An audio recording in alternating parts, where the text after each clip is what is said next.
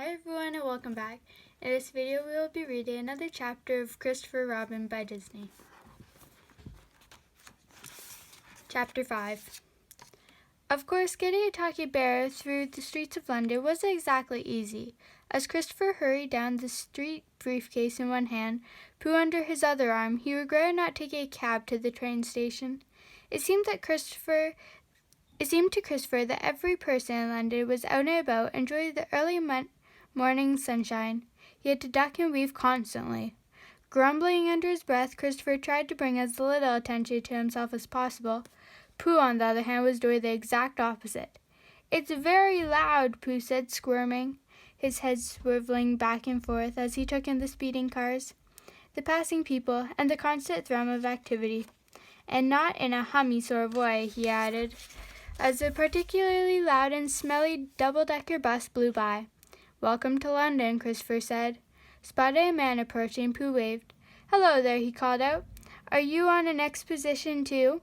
The man did a double take and walked straight into a lamp-post. Wincing, Christopher slammed his hand over Pooh's mouth and then dove into one of London's many red phone booths. He plopped the bear onto the ledge that held the phone's booth and pointed a finger at his friend. "Look," he said, his tone serious. "People can't see you moving talking." "But why?" Pooh asked, looking genuinely confused. Christopher moved and talked to people. It seemed like that was what people did in London. Christopher sighed. It felt like trying to reason with a toddler. He flashed back to when Madeline, aged 2, had constantly asked why. He had never been able to satisfy her questioning then, and he doubted he would be able to explain himself to Pooh now. But he had to try. He couldn't spend the rest of his exposition, as Pooh called it, trying to hide the bear from view. "You're different," Christopher finally said, "and people don't like things that are different." "Oh," Pooh said, "so I shouldn't be me?" Christopher stuttered. "No, always be yourself." Pooh cocked his head. "This is all very confusing," the bear said. Then he patted his stomach. "It may be the hunger." Christopher nearly laughed out loud, and he probably would have if he hadn't been standing in a phone booth trying to reason with the bear, and most likely getting strange looks from anyone who happened to pass by and look into the booth. "You've just eaten," he said, exasperated. "Oh, that's right," Pooh said, delighted to know he wasn't hungry. "I suspect then that I ate too much." Christopher bit his tongue. They were wasting time, which of course he hated.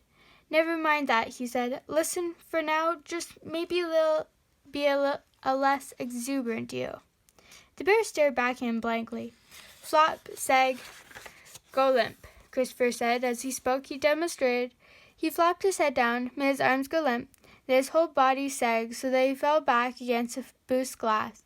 On the other side, a person walking by jumped at the sound and then gave Christopher and Pooh a confused look before picking up the pace and moving on. "If this keeps up," Christopher thought as Pooh attempted to mimic his moves, "I'm going to have the whole city of London believing I've lost my mind." He looked at Pooh. The bear had flopped his ears, hunched his shoulders, and gone bow-legged. Yet he still looked more like a real bear than a stuffed toy. And right then Christopher needed him to look like a toy. Then he had a thought. "I've got it!" he cried. "Play nap time." "Oh," Pooh said, clapping his paws in delight. "I love play." And just like that, Pooh went still. He looked exactly, Christopher thought happily, like a stuffed animal. "Well done," Christopher said, scooping him up and throwing him over his shoulder. Opening the phone booth, he stepped back onto the street and headed toward the entrance to Victoria Station. Luckily, they didn't have to go far, and Pooh managed to make it almost to the train before curiosity got the best of him. Opening one eye ever so slightly, Pooh looked around at the station. It didn't seem much different from the street. It was just darker and the sound was more muffled. He had started to close his eye when he spotted a balloon vendor. The man was holding a dozen or so brightly colored balloons, hawking them to pass-byers. Pooh's eyes shot open. There was nothing he liked more than a bright balloon. "Oh," he whispered into Christopher's ear, May I please have a travel balloon?" Christopher hushed his friend. "You don't need a balloon," he said, speaking out of the side of his mouth. In such a way they ended up resembling a bad ventriloquist. "I know I don't need one," Pooh said, "but I would like one very, very much." Sighing, Pooh made his way toward the balloon vendor. If he had learned anything from being a parent, it was that sometimes saying yes saved everyone a whole lot of trouble. If Pooh was anything like Madeline when she was younger, saying no at this point could very well end in a tantrum of sorts. And in this case, it could end up with Pooh no longer wanting to play nap time. That was something Christopher wanted to avoid very much. "One balloon, please," he said to the vendor. "Color?" the man asked. "Red," Pooh said before Christopher could stop him. Luckily, the vendor's head was turned so he didn't see that it was the bear, not the man, who had answered. Plucking a red balloon from the bunch, he handed it over to Christopher. Quickly, Christopher paid the man and headed toward the ticket counter.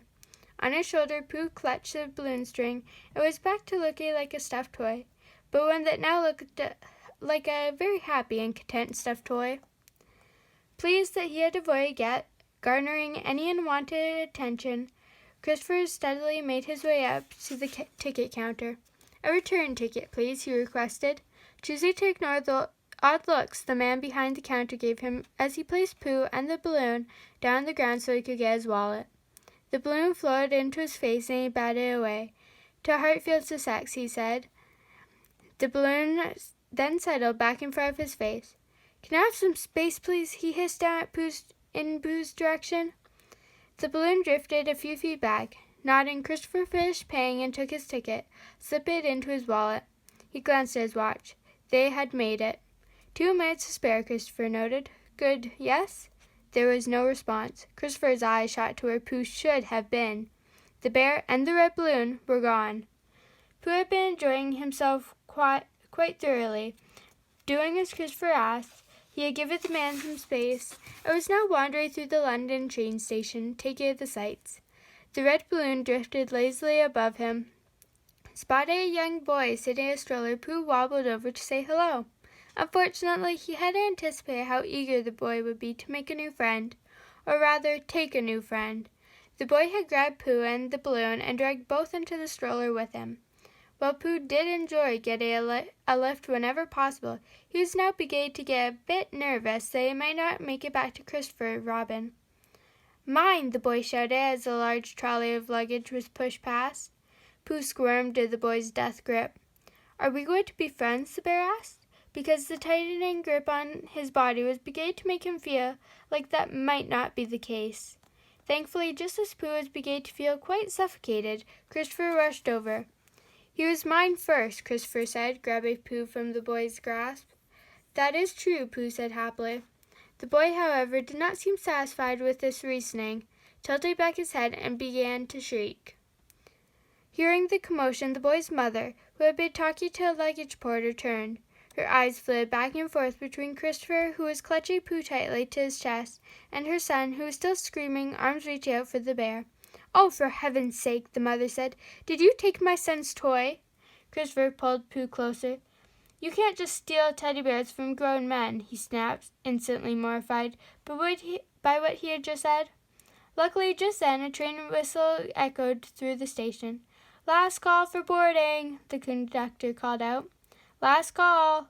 Sidestepping the boy's mother, who was now rather angry as well as confused, Christopher hurtled toward the departing train's platform. The balloon floated behind him as he raced to catch the train. "You were supposed to be playing nap time," he muttered to Pooh as he ran. "It was one of my smaller naps," Pooh answered. He was dangling upside down from Pooh's hand.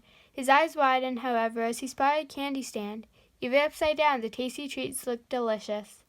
As if sensing the bear's thoughts, Christopher's grip on Pooh's leg tightened and he sped up. A moment later, Christopher threw himself into the train's carriage car. His chest heaved as he struggled to catch his breath. Behind him, the train doors closed with a bang. Christopher let out a sigh of relief. They had made it.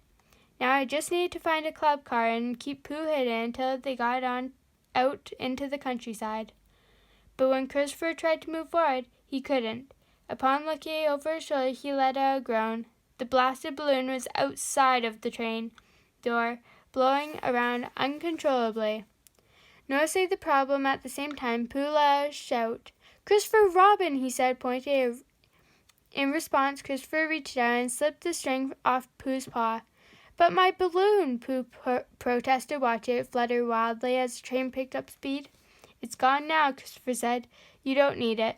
Pooh frowned. "But it did make me very happy," he said softly. "Did it make you happy?" Christopher began to walk down the narrow train aisle. "Not really," he said, too tired to pretend to be the boy he had once been. The man he was now was exhausted and exasperated. He just wanted to get to the country and get Pooh home. Then his life could go back to normal. Thanks for watching. Don't forget to subscribe for the next chapter. See you next time.